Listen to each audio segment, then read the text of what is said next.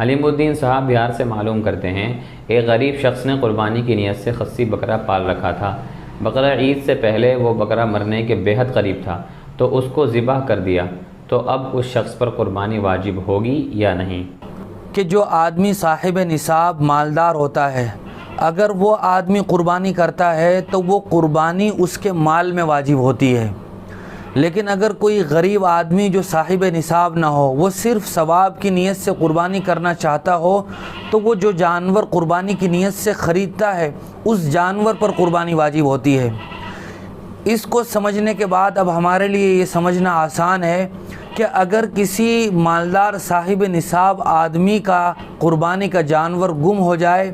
یا قربانی کے وقت سے پہلے ذبح کر دیا جائے تو مالدار آدمی کے لیے ضروری ہوگا کہ وہ دوسرا جانور ذبح کرے،